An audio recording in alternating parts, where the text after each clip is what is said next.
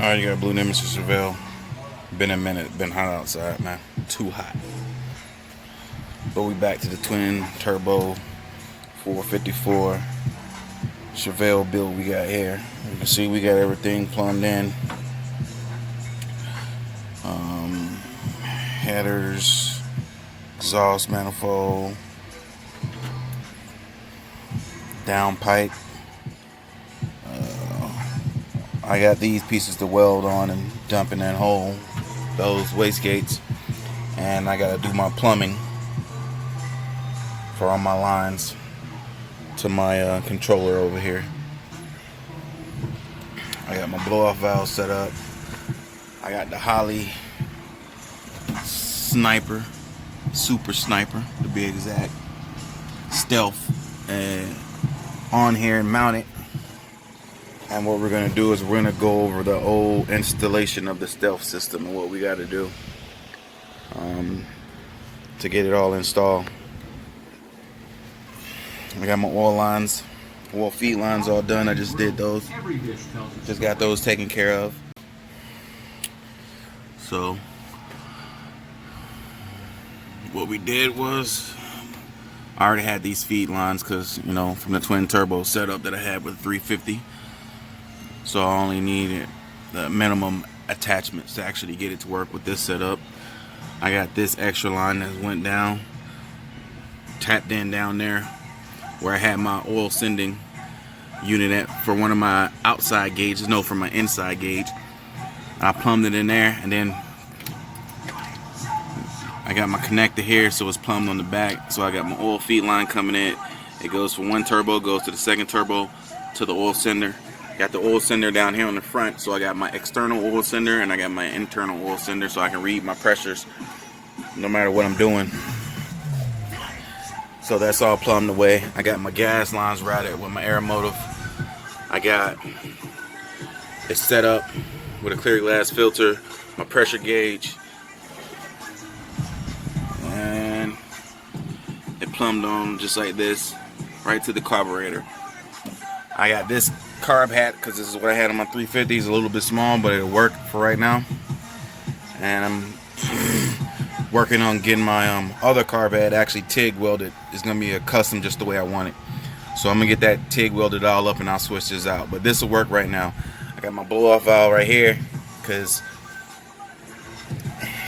running my piping, it was the easiest place to put it at and get my hood to clear and everything.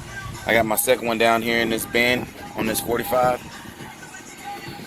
So pretty much I just built it the way it would fit best into with closing my hood down with my cow induction setup that I have, and keep everything tucked away. I was able to still utilize that spacer by running my boost pipes this way. Now what we're gonna add in here, which is gonna be on another video, maybe the next one, is right about here or somewhere closer. Maybe it's gonna be about the same on both sides. It's gonna come, we're gonna plug in a hole there, and we're gonna plug in a hole maybe, you know, somewhere here, somewhere in this area. We're gonna plug in our methanol injection kit, and we're gonna mist it on both sides. That's gonna be our coolant because we're not running an intercooler.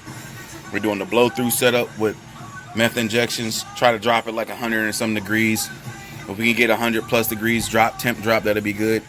And this is not gonna be like a highway-driven car, but if the time comes, we plan on going water air intercoolers.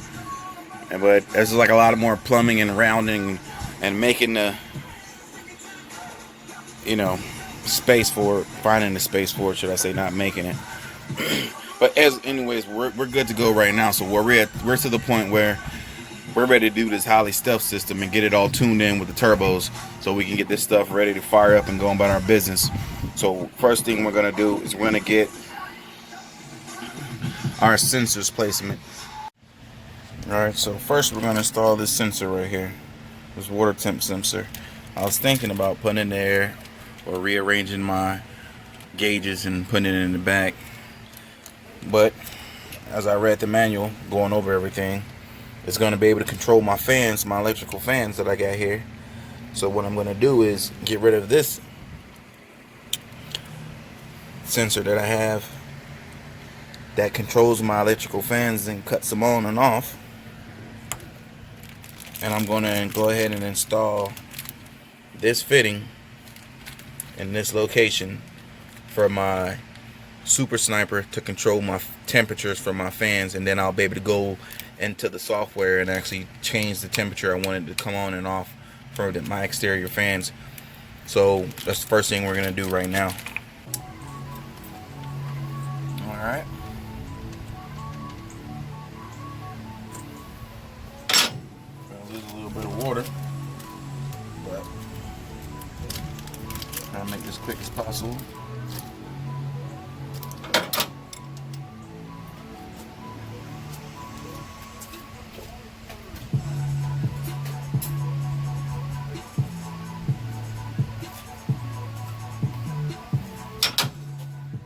Pop this bad boy off.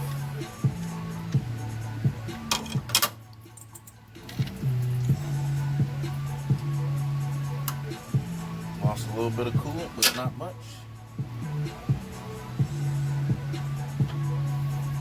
Just tighten it down.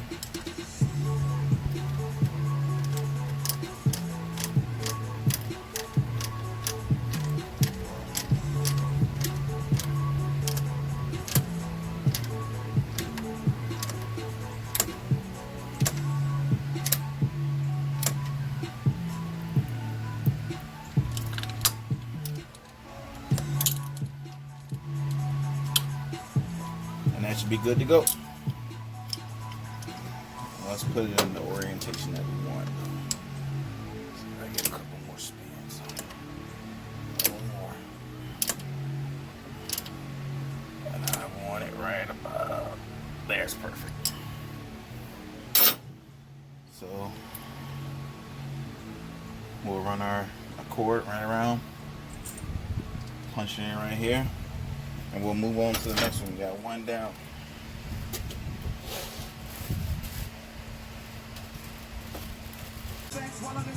And this is the power source right here. This is the harness. This would be considered your 7 plug. Because of that right there. 7 plugs. And this one is pretty simple and straightforward. You got the thick red and black go directly to the battery. Directly to the battery. Can't be to another 12 volt source, has to be directly to the battery. Then you have your battery, your switch power sources has to be a constant volt. Then you have your wires, the blue, it's gonna go to your actual fuel pump. Your electronic fuel pump. On this car, we're running an air motor 1000 with the air motor regulator, and we're gonna run this one directly to control the fuel pump. We got our relays, we got our fuses that are for our power wires already built in. This will go to the crank trigger when we get to that point. The purple and green will go to your crank trigger. The yellow, I think this is one we're actually gonna use. And then on the other wire harness, you're gonna have the yellow's gonna go to your tack and your distributor, and then the brown wire will actually go to your gauge in the car for your tack. I'm gonna fact check that, but I'm pretty sure it's the brown wire. I have to look it over again, but it's on the other harness, the brown wire. So this one will be fairly easy, but it's gonna be long runs for me, so I'm gonna have to actually get some extra wires. So I'm gonna go ahead and stretch this one out first, see how long the runs are gonna be, so I can get an estimate, because my battery and my fuel pump and all that stuff is all in the back. So this is probably definitely not going to be enough to make it to where my battery and my fuel pump source is. So I'm going to get this all stretched out, and then I'll come right back on. So the blue wire for the fuel pump might make it, but it might be just a little bit short. But the red and black for the battery is definitely going to be super short, and I'm going to have to actually extend it. The pink wire goes to your constant cranking source. and power on source. It has to have power when it's constantly cranking. It has to have power when it's on and when it's cranking. It has to have a constant. Your yellow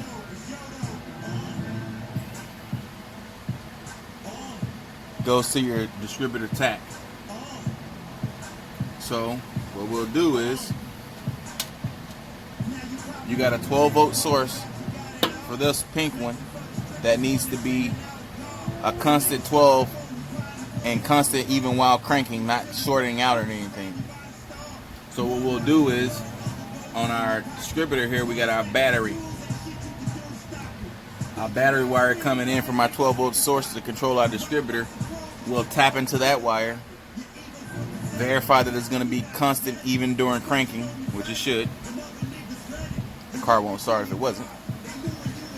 So we're going to tap into this on our distributor. We're going to tap into the battery side. We're going to connect this to the tach wire coming from the tach gauge. No, actually to the tach on the actual distributor, the yellow one, and the brown wire coming from the Holley Super Sniper will go to the actual tach inside the car.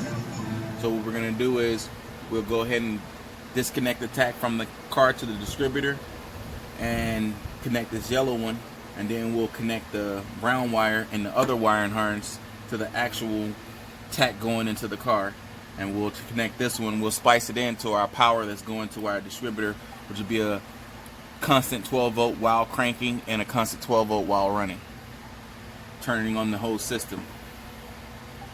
And then our power, red power, and our black ground will go directly to the battery. Our blue is going to go directly to our fuel pump to control that. Has relays, has a fuse, and the last one left on this 7-pin is going to be the crank trigger, which we're not using at this time. We might plug into it later to see what our gains are going to be, or how big or small they might be when we get to the dyno. But until the dyno, we're going to go with the easy installation with the flamethrower, and we're going to run it that way. Alright, so here we go. Now we're connected in the Sniper. The Super Sniper, should I say. Right here, we already put our, down here, we already put our O2 sensor in the exhaust. For the O2 sensor, we got to make sure we put it in, not straight up and down like this. You need to be kicked to the side like a 45. And that's just so that if water gets down on it, it doesn't sit on top of the sensor and goes inside. It actually has a way to drain out. You can put it on the top, you can put it on the bottom, but it needs to be at a 45, however you put it. Another thing is, you want to make sure if you have Cadillac converters on your car, that you put the O2 sensor before the Cadillac converters, in between the headers and the Cadillac converter, because if you put it after the Cadillac converter, heats up everything to the point where it'll burn up the sensor and it'll fail prematurely. So we got our O2 sensor down there on our down pipe that's underneath the car, right before our cutouts, because we got cutouts, and that's before our cats. So now we're gonna plug this. So we're back. So all we gotta do is plug this piece in, because we already got it set up. So now we'll plug this in, and we'll tuck these wires down.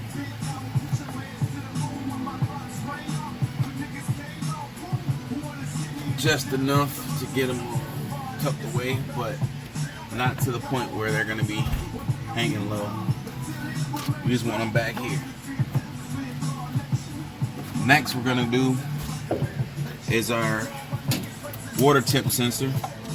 Comes off the Super Sniper. We already put our water tip sensor right here. We got it all installed in the orientation that we want. We route it around.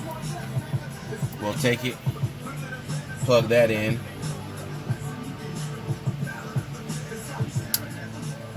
Now that's good to go. And what we did was, on our 10-pin, we connected our brown wire to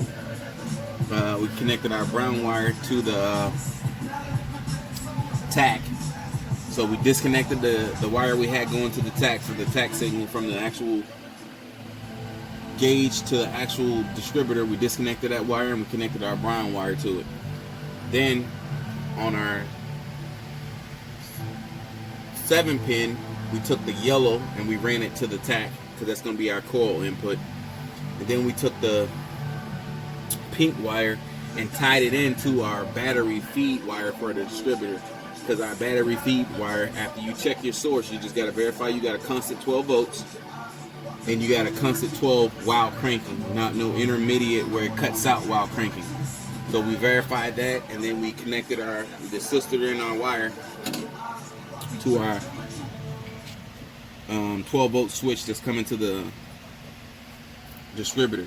So that's all plumbed in. The rest of those wires inside that harness you don't need, except for, unless depending on if you have accessories to connect to it. The only accessories that I had was these 2 fans, my 2 electrical fans here.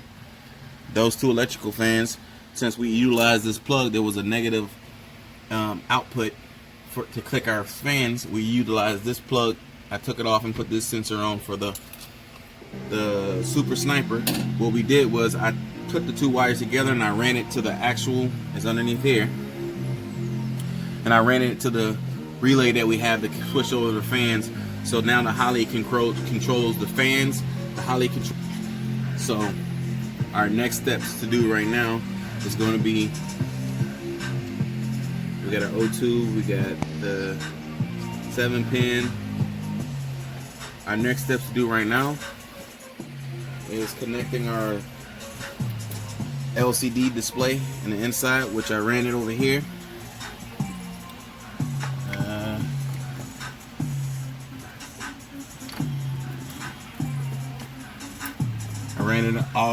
I haven't mounted it inside yet, but I ran it through the firewall, and I gotta find which plug goes to it. Let's see.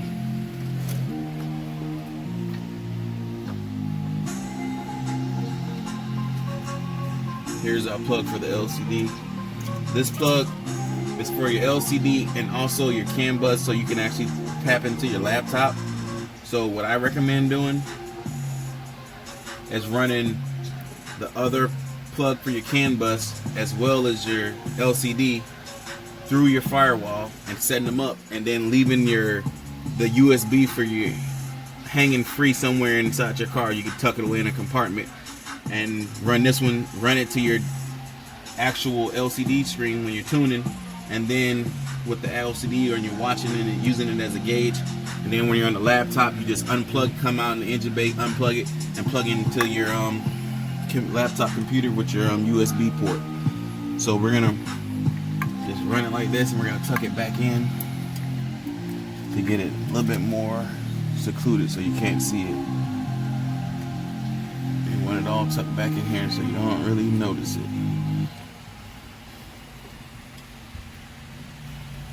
There's like a nest of wires back there. We'll get it all squared away after it's all installed and I got it all tuned in and running right. Now